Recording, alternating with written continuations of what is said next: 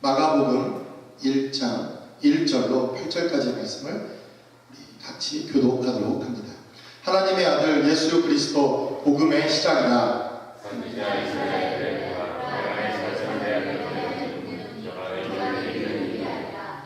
광야에 외치는 자의 소리가 있어 가로되 너희는 주의 길을 예비하라. 그의 첩경을 평탄케 하라. 기록된 것과 같이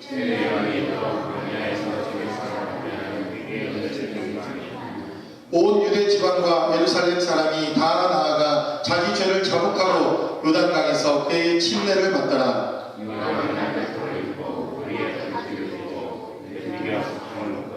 그가 전파하여 가로되 나보다 능력 많으신 이가 내 뒤에 오시나니 나는 굽혀 그의 신들매를 풀기도 감당치 못하겠노라. 8절 합독합니다. 나는 너희에게 물로 침례를 주었거니와 그는 성령으로 너희에게 침례를 주시리라. 아멘.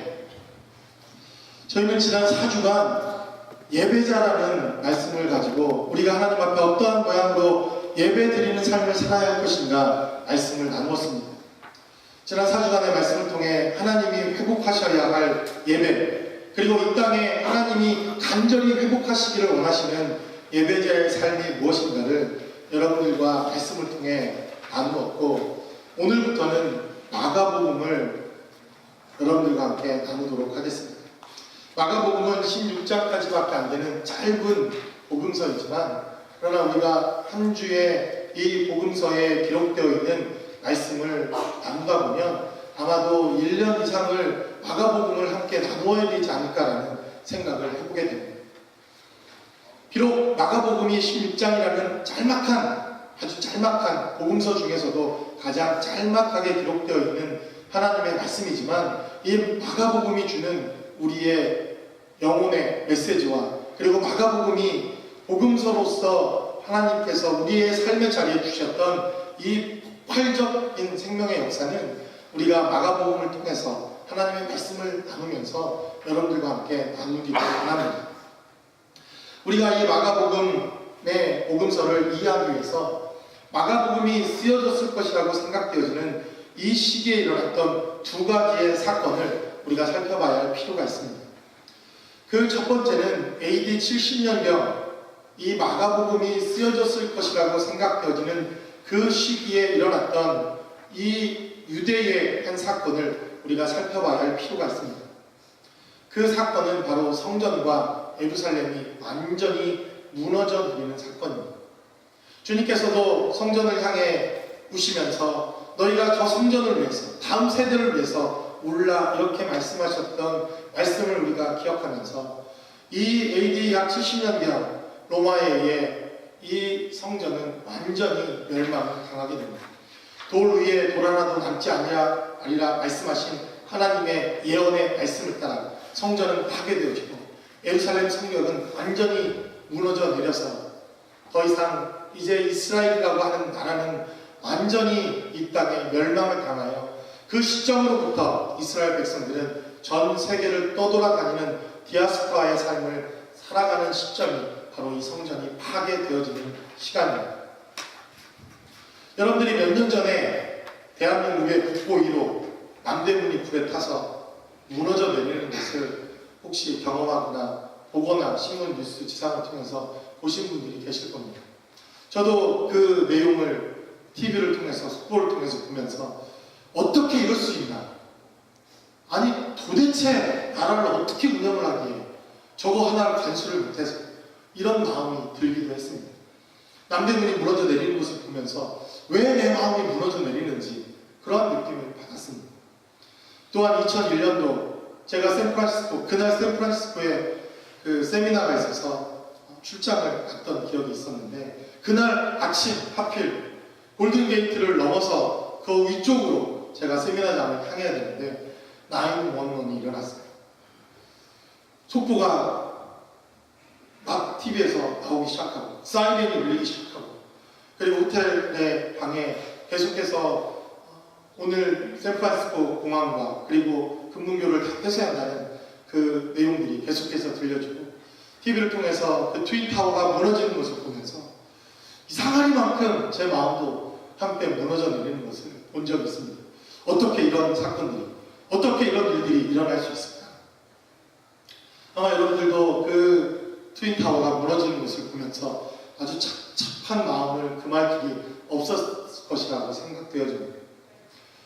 이렇게 동일하게 우리의 삶의 자리에서 이러한 경험과 이러한 사건을 경험하는 것처럼 이스라엘 백성들에게 있어서 성전이 무너져 내리는 것, 이스라엘 백성들이 있어서 예루살렘 성벽이 완전히 무너져 내리는 것은 우리의 남대문이 무너져 내리는 것, 트윈타워가 무너져 내리는 것 이상으로 그들의 삶의 자리에 영적으로 그리고 민족적으로 그들의 삶의 자리가 완전히 황폐해지고 파괴되어졌다는 것을 의미합니다.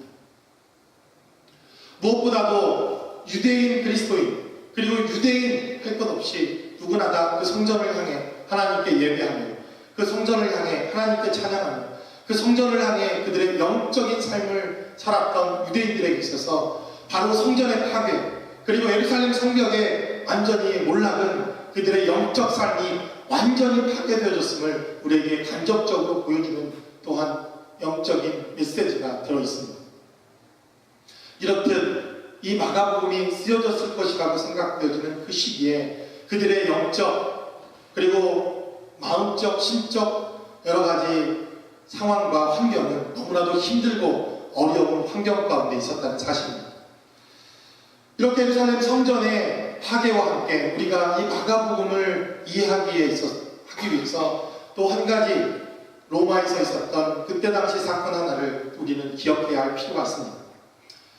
그 당시 로마 성전이 파괴되어지는 그 즈음에 로마에는 네로라는 황제가 그 로마 전체 그리고 로마 제국을 다스리고 있었습니다. 그는 역사적으로 잘 알려진 것처럼 폭군 중에 폭군이요 그리고 좋은 왕이 아니었음을 우리는 역사적인 기록을 통해서 그의 삶의 현장과 삶을 발견합니다.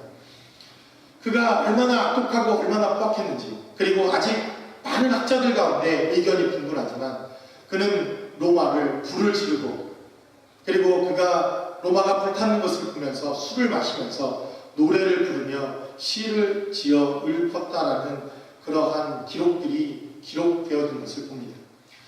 네로 황제가 로마를 불태웠는지 아니면 사건 사고였는지 그것은 잘 알지 못하겠으나 그러나 로마의 황제였던 이 네로가 그 로마를 지배하던 그때에 로마의 3분의 2 이상이 파괴되어질 만큼 이 엄청난 대형 화재는 로마뿐만 아니라 그 로마 식민지를 살아가고 있었던 수많은 민족들에게 큰 위기요 그리고 어려운 환란이었음을 우리는 짐작할 수가 있습니다.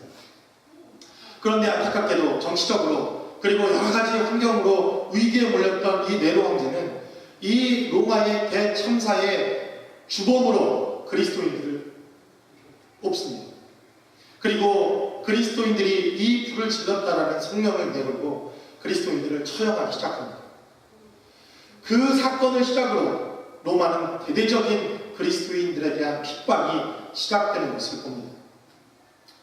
그들의 마음 가운데 영적인 고향인 그들의 영혼의 고향인 예루살렘 성전이 완전히 파괴되어지고 성벽과 함께 예루살렘이라는 이스라엘이라는 나라 자체가 없어져 버린 이 로마에 살고 있었던 유대인들 그뿐만 아니라 이제 그리스도를 믿는다는 그 이유 하나만으로 그들은 이 로마를 파괴한 그리고 로마를 적대하고 있는 이러한 사람으로 낙인시켜서 죽음 가운데 내몰려진 혼란과 핍박 가운데 있었던 그리스도인들의 삶은 너무나도 어려움과 환란이 시작되어지는 너무나도 힘든 삶의 여정들이 바로 이 사건을 중심으로 있었다는 사실입니다.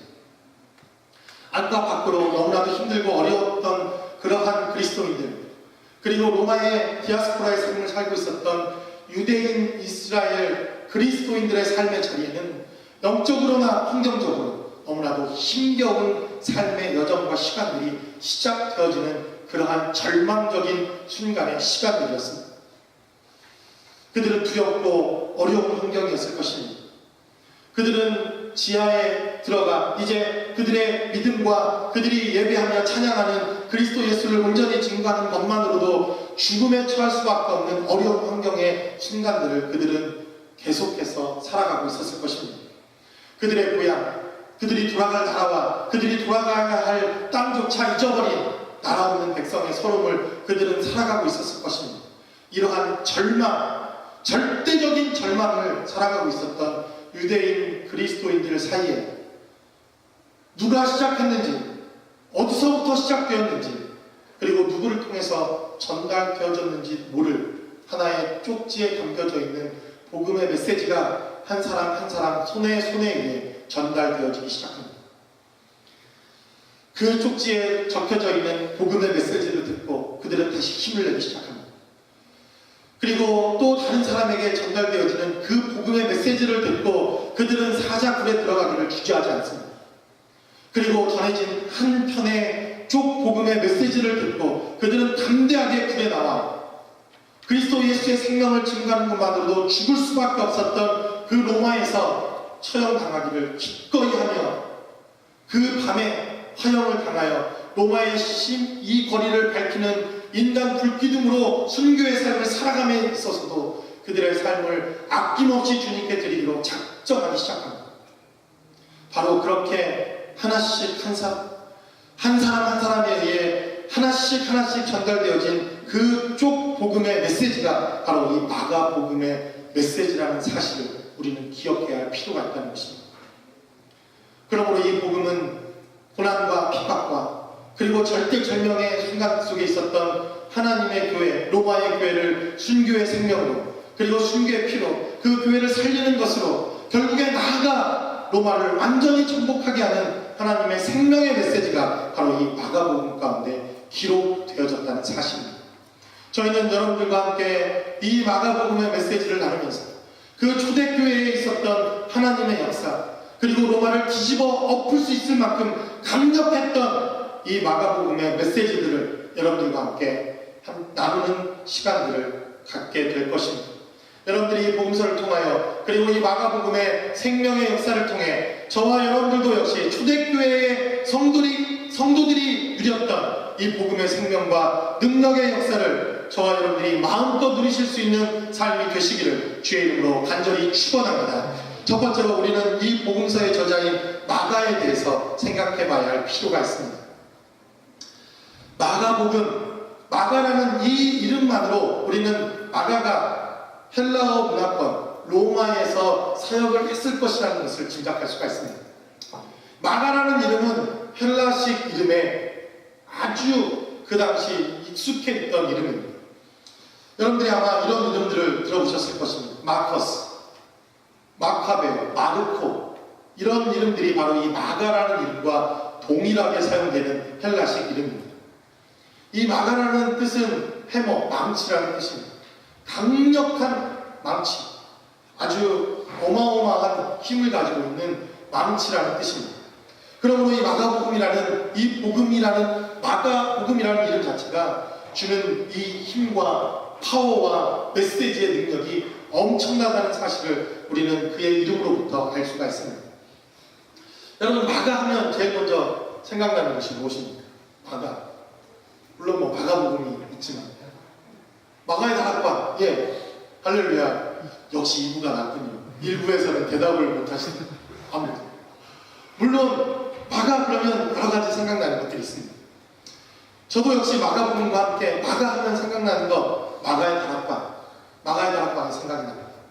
마가의 다락방, 오순절날 120명의 사람들이 그 마가의 다락방에서 성령의 역사를 경험합니다. 하나님께서 그들에게 성령을 부어주시고 그들이 방언을 말하기 시작하고 그 방언을 말하기를 따라 전 세계로 흩어져 있던 수많은 유대인들, 그리스도인들 그리고 유대인들이 전 세계에 흩어져 있던 수많은 사람들이 그 방언을 통해서 하나님의 복음을 듣기 시작합니다. 여러분 생각해 보십시오. 120명의 사람들이 한꺼번에 그것도 다락방에 앉아 기도하며 예배할 수 있었다면 아마도 그 집은 어마어마한 집이 아니었을까 우리는 상상할 수가 있습니다.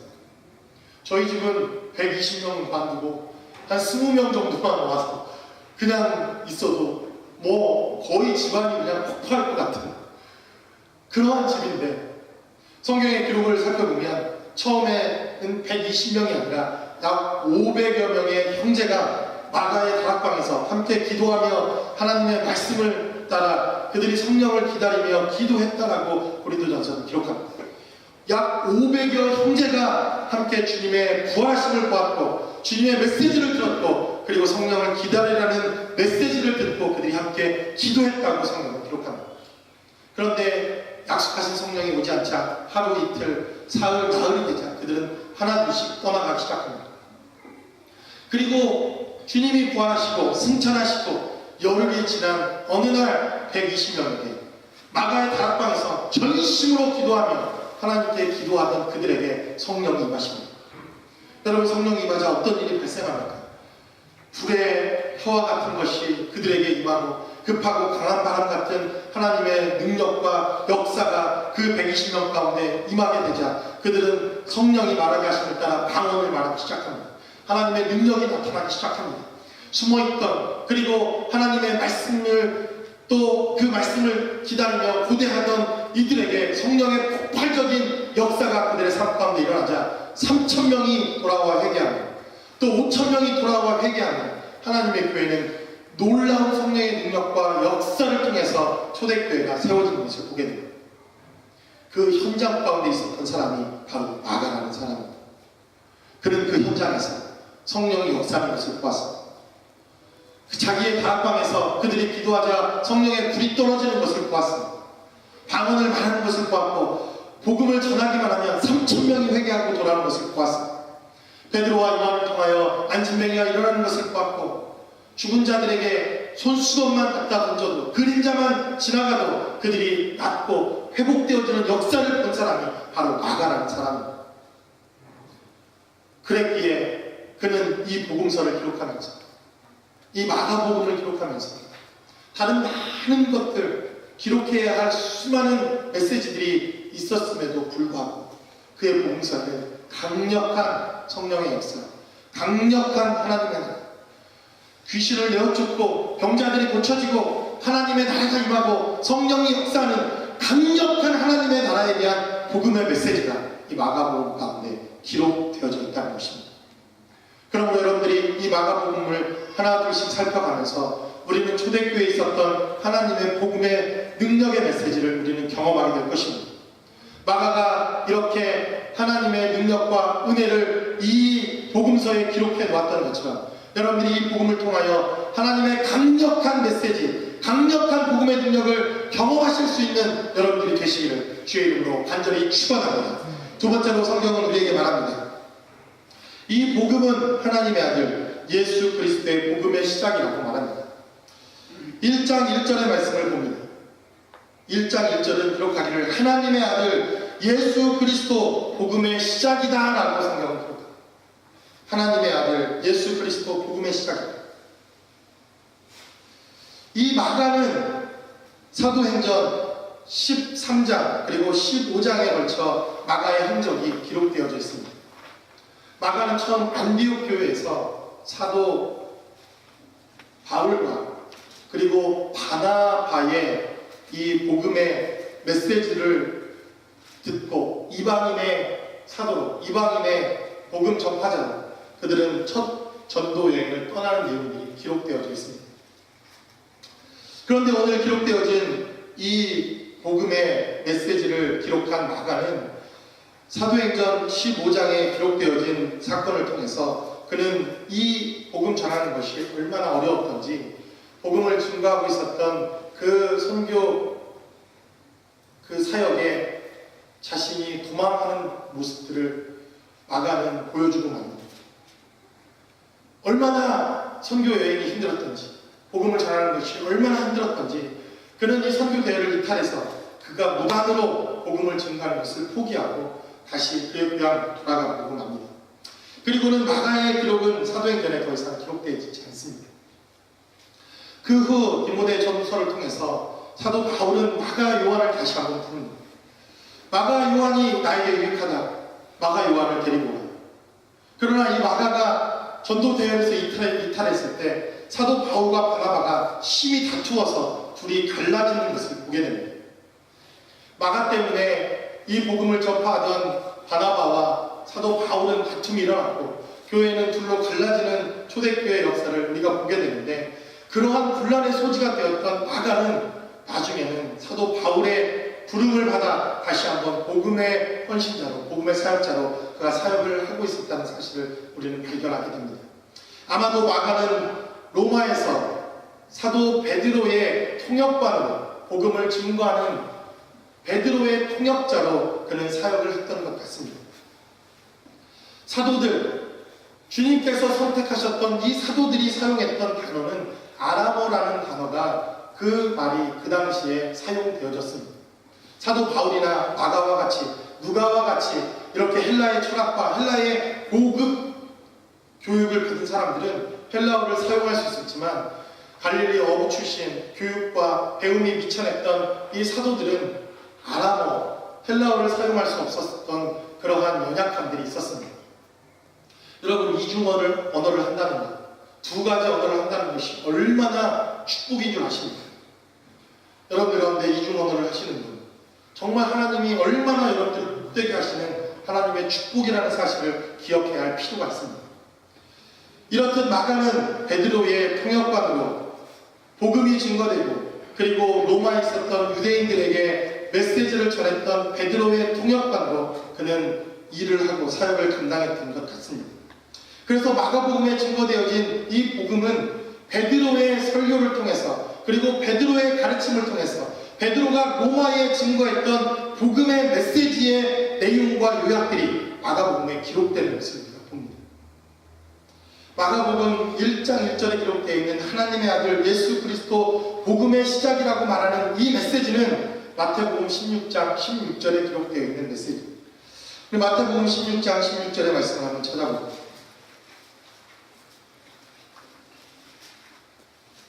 마태복음 16장 13절에는 주님께서 제자들에게 이렇게 묻습니다. 사람들이 인자를 누구라 하더냐? 사람들이 나를 누구라 하더냐? 이렇게 묻는 주님의 질문에 제자들은 가로되 더러는 침례요한, 더러는 엘리야, 어떤 이는 에레미야나 선지자 중에 하나이다. 가라사대 너희는 나를 누구라 하느냐라고 주님이 묻습니다. 주님이 묻기를 사람들이 나를 누구라 하느냐? 이렇게 묻자 침례요한, 더러는 엘리야, 어떤 이는 에레미야나 선지자 중에 하나라 합니다. 얼마나 영광스러운 대답입니까? 그런데도 주님은 그 대답을 기뻐하시지 않습니다.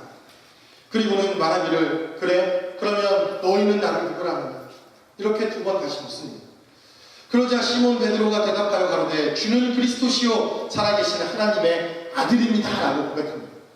여러분, 이 복음서를 살펴보면 베드로가 유일하게 자란 첫 번째, 베드로의 삶을 통해서 그가 성령을 경험하고 성령으로 변화되기 전에 예수님의 제자로 따라다니던 시절에 유일할 만큼 주님께 칭찬 듣는 장면이 바로 이 장면입니다. 그러자 주님은 베드로를 칭찬하십니다. 바요나 시몬아, 내가 잘할테다. 이를 알게 하기는 혈육이 아니라 하늘에 계신 내 아버지시다 라고 말합니다. 주님이 얼마나 칭찬하시는지 모릅니다. 그리고 더 나아가 말하기를 내가 내 이르노니 너는 베드로라, 내가 이 반석 위에 내 교회를 세우리니 음부의 권세가 이기지 못하리라. 베드로가 했던 그 고백, 주는 그리스도시요 살아계신 하나님의 아들입니다 라는 이 고백 위에 교회를 세우시겠다 말씀하십니다. 그리고 그 교회가 하늘의 권세, 하늘의 능력을 갖게 될 것이라고 말합니다. 그래서 이 땅에서 무엇이든지 매면 메어질 것이요 이 땅에서 풀면 풀리리라고 말씀하시면서 하나님은 바로 그 고백 위에 교회를 세우시겠다고 말씀하셨습니다. 그 고백이 바로 주는 그리스도시요 살아계신 하나님의 아들이라는 고백입니다. 여러분, 그때 당시 예수라는 이름은 흔한 이름이었습니다. 박종순, 제 이름이 박종순입니다. 남자 이름 치고 흔한 이름은 아니죠. 별로 흔한 이름은 아닙니다. 저 형 이름은 박덕순, 제 동생 이름은 박일순. 참 이렇게 이름 짓기도 남자들 이름 치고는 참 흔한 이름이 아닌데, 제가 목사가 되고 나서 얼마나 감사한지 어느 분이 저희 교회 광고 집회를 보고 저에게 묻습니다. 혹시 충신교회 박종순 목사님이십니까? 그래서 아닙니다. 이름만 같습니다. 저는 그분의 신들매 풀기도 감당치 못하는 사람입니다. 제가 이렇게 말씀을 드렸는데, 목사님들 치고 그리고 웬만큼 교회를 다닌 분들 치고 제가 제 이름을 한번 얘기하면 웬만한 분들은 다 제 이름을 기억합니다. 그런데 이 예수라는 이름도 사실 그때 당시에는 아주 흔한 이름들 가운데 하나였어요. 이렇게 말하면 우리 목사님 무슨 딴지 같은 소리를 하시나 이렇게 여러분들이 생각하실 것 같아서 사도행전의 말씀을 드립니다. 사도행전 13장 사도행전 13장 4절부터 제가 한번 읽어봅니다.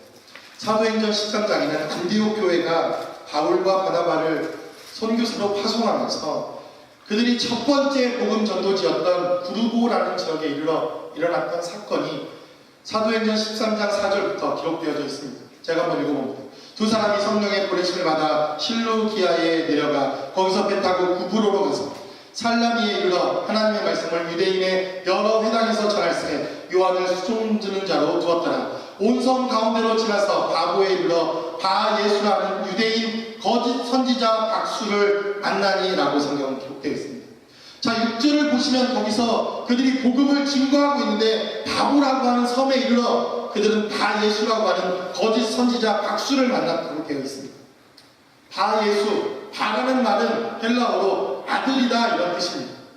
그래서 바요나 시모나 우리가 아까 읽었던 마태복음 16장 16절에도 바요나 시모나 예수님께서 그 제자 베드로를 부를 때 요한의 아들 요한복음에는 요한의 아들 시모나 이렇게 부르셨지만 바요나 요한의 아들 시모나 이렇게 부르시는 것을 봅니다.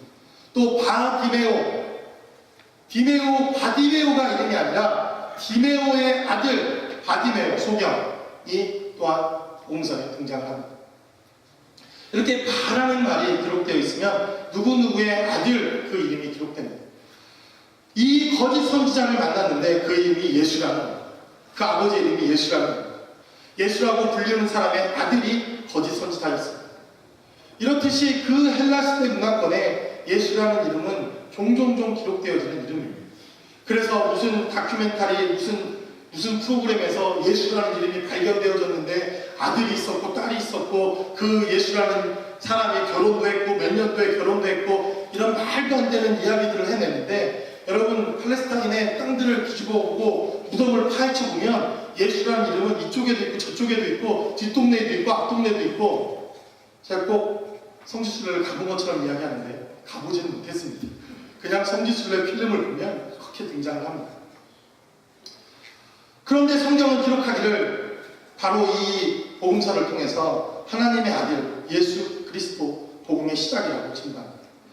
그 당시 예수라는 많은 이름이 있었지만 하나님의 아들이라고 불리어지는 예수, 그리스도라고 불리어지는 예수, 바로 이 이름만이 우리의 복음의 시작이요, 우리의 구원주요, 우리의 구세주요, 그분을 통해서만 그분의 가르침만이 복음이라고 오늘 이 마가는 1장 1절을 통해서 우리에게 증거합니다. 여러분들이 믿고 있는 예수님은 어떤 분이십니까? 단지 우리의 육체 질병을 구원하시는 분이십니까? 단지 우리의 기도를 들으시는 분이십니까? 아니면 단지 우리가 이 땅에 그분의 이름을 통해서 기도하고 위안을 누리고 평안을 누리는 고작 그런 분으로 우리는 그분의 이름을 기억하십니다. 복음은 우리에게 말합니다. 그분은 하나님의 아들이라는 것입니다. 하나님의 아들 예수, 그분은 한 분이라고 말합니다. 그리스도라고 불려지는 그분은 예수, 이 땅에 오신 유일한 한 분이라고 성경은 우리에게 증거합니다. 그러므로 여러분들이 이 마가복음을 통해서 그 예수가 누구인지, 하나님의 아들이라고 불려지는 그 예수가 누구인지, 그리고 그리스도라고 불려지는 그분의 메시아 되심을 여러분들과 제가 깨닫게 되어지는 놀라운 축복의 역사가 함께 하시길 주의 이름으로 간절히 축원합니다. 마지막으로 성경은 우리에게 말합니다. 8절 말씀을 통해서 이 복음은 오직 성령으로만 깨달아질 수 있겠다고 성경은 우리에게 증거합니다. 이 복음의 메시지는 오직 성령으로만 깨달아지는 것이라고 하나님은 우리에게 말씀하십니다. 8절 말씀을 통해 나는 너희에게 물로 침례를 주었거니와 그는 성령으로 너희에게 침례를 주시리라 라고 말합니다. 마가복음 1장 1절 말씀을 통해 하나님의 아들 예수 그리스도 복음의 시작이다 라고 말하면서 선지자 이사야의 글로부터 이 복음의 메시지를 시작합니다. 그러나 좀 더 정확하게 말하면 선지자 이사야의 글이 아니라 선지자 말라기와 이사야의 글에 기록되어 있는 메시지가 마가복음 1장 2절과 3절에 기록되어져 있습니다. 2절에 기록되어진 말씀은 말라기 3장 1절의 말씀입니다. 그리고 3절에 기록되어진 말씀은 이사야서 40장 3절에 기록되어진 말씀입니다. 말라기 3장 1절에 기록되어진 보라 내가 내 사자를 내 앞에 보내노니 저가 내 길을 예비하리라 라고 말합니다. 이사야서 40장 3절 말씀을 통해 광야에 외치는 자의 소리가 있어 가로되 너희는 주의 길을 예비하라 그의 첩경을 평탄케 하라 기록된 것과 같이 라고 그는 복음서를 써내려가기 시작합니다. 그가 기록되어진 말라기의 메시지를 읽자 기록되어진 이 선지자의 글 이사야의 메시지를 읽자 그 기록되어진 메시지를 통해 그는 복음의 메시지를 발견할 수 있게 되었더라는 것입니다. 여러분 이 당시 많은 사람들이 성전에 가 예배를 드리고 회당에 가 이 메시지를 들었던 수많은 유대인들이 있었습니다. 그 회당에서 그리고 성전에서 가장 많이 읽혀졌던 구약의 메시지가 바로 이사야의 글입니다. 그래서 예수님께서도 성전에 들어가시자 여러분 기억하십니까? 누구의 글을 읽어서 그곳에서 복음의 메시지를 성전에서 가르치셨습니다.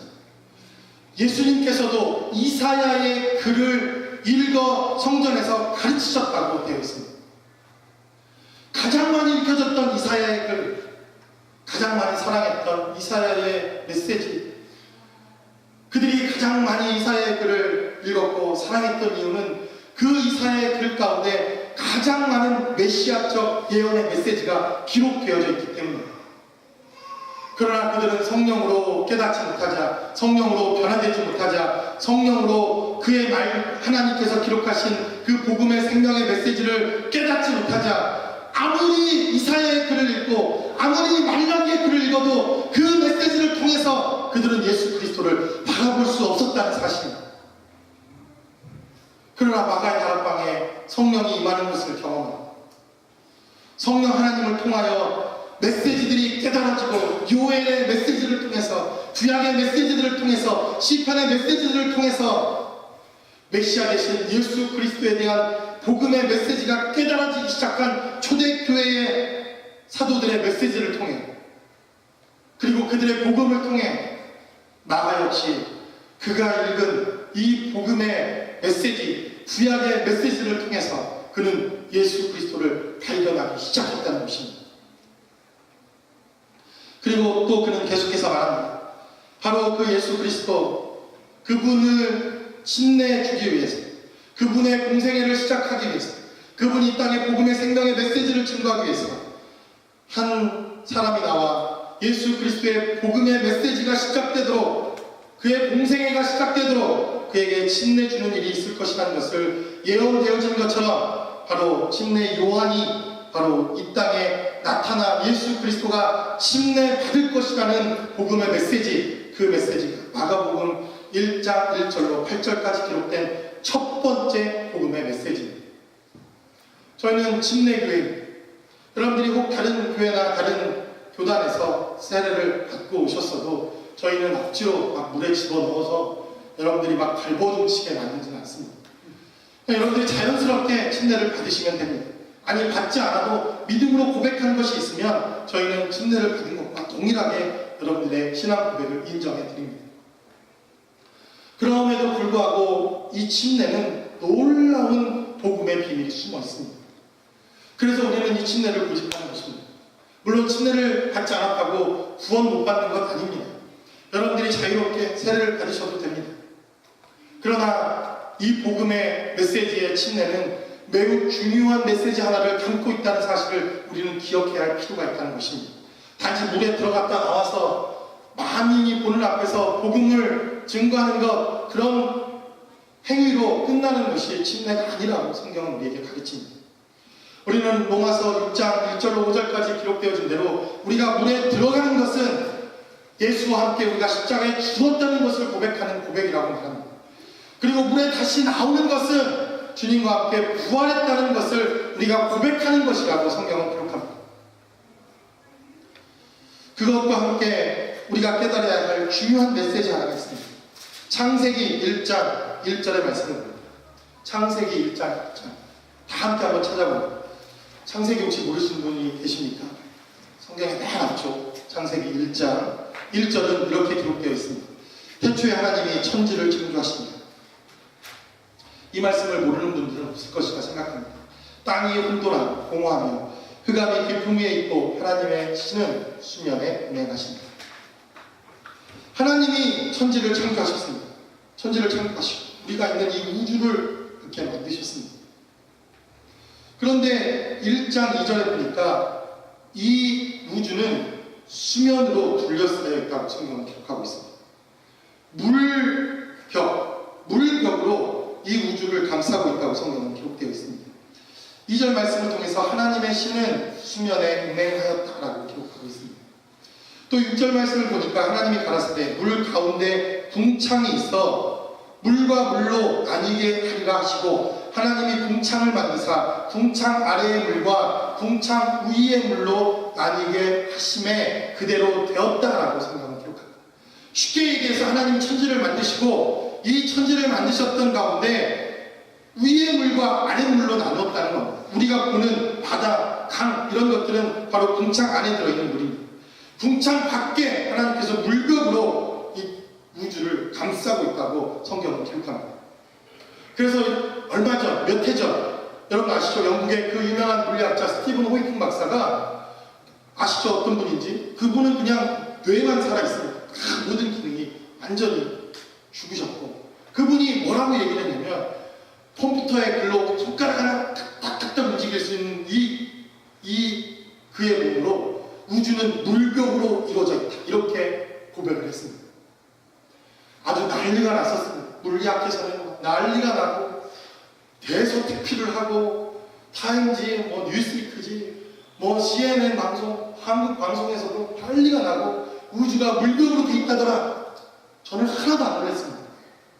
이미 창세기에 이미 다 기록되어 있고 모세로부터 시작해서 수백 번, 수백만 번 저도 이 설교를 몇 번을 했는지도 모르는데 우주는 이미 물벽이라고. 얼마나 오래했는지 모릅니다. 우리가 오리지널인데 우리가 먼저 더 고백한 고백인데 이렇게 물벽으로 되어 있다는 겁니다. 이해가 되십니까? 우리가 있는 이 우주를 감싸고 있는 거대한 물벽이 하나님이 창조해 놓으신 우주라는 것입니다. 그런데 바로 그 물을 뚫고 이 우주 안에 존재하지 않던 한 생명이 이 땅에 들어옵니다. 여러분 그가 누군지 아십니까? 바로 예수 그리스도. 인카네이션의 비밀이 바로 여기에 있습니다. 하나님 보좌에 앉아 계셨던 말씀이셨던 바로 그분이 이 물벽을 뚫고 들어오시는 사건, 그래서 이 흑암에 머무시는 사건, 물 안으로 머무시는 사건, 바로 그것을 성경은 말하기를 인카네이션, 그분이 육신을 입고 이 땅에 임하시는 사건이었다고 성경은 우리에게 말합니다. 그러므로 그분이 이 땅에 오신 이유는 무엇입니까? 우리가 침례를 받는 것, 그것은 바로 그분과 함께 죽었음을 고백하는 것이라고 로마서는 말합니다. 그분이 이 땅에 물벽을 뚫고 이 땅에 들어오시는 사건은 바로 그분께서 저와 여러분들을 위해 죽으러 이 땅에 오셨다는 사건을 우리에게 증거하는 사건이라고 오늘 마가복음을 통해서 그는 증거합니다. 그가 침례를 받으시는 사건, 이 땅에 오시는 사건, 바로 그가 죽으러 오셨다는 것입니다. 그리고 그분은 말합니다. 그가 이 물벽을 뚫고 다시 승천하셨다는 것입니다. 승천하신 자, 우리에게는 대제사장이 있습니다. 그가 하나님 우편에 앉아있는 자요, 그가 밤낮으로 저와 여러분들을 위해서 간구하시는 대제사장이라고 성경은 우리에게 말합니다. 유일하게 물벽을 뚫고 올라가셔서 하나님 보좌에 앉아 계신 바로 그분, 침례를 받으시고 다시 부활하셔서 이 물밖 밖으로 나가 부활하셔 승천하신 바로 그분, 그것이 바로 침례의 사건이라고 성경은 말합니다. 그것이 바로 복음의 시작이었다고 성경은 말합니다. 바로 이 복음의 시작으로 말미암아 주님께서 우리를 위해 죽으러 오시는 사건, 그분께서 저와 여러분들을 위하여 창조의 때로부터 죽겠다고 작정하셨던 바로 그 사건, 그것이 복음이라는 것입니다. 이 복음의 생명 앞에 반응하실 수 있는 저와 여러분들의 삶이 되시기를 주의 이름으로 간절히 축원합니다. 시간 때 기도합니다. 이 시간 기도할 때 우리가 깨달아 하나님의 복음의 생명을 경험하게 되는 것은 바로 성령께서 깨닫게 하시지 아니하면 이 복음의 생명과 말씀을 깨달을 수 없다는 것입니다. 우리를 위해 죽으시고 우리를 위해 이 땅에 침례를 받으러 오신 바로 그분, 그가 인카네이션 하는 바로 그 순간부터 그는 그 창조의 이전부터 그는 죽기로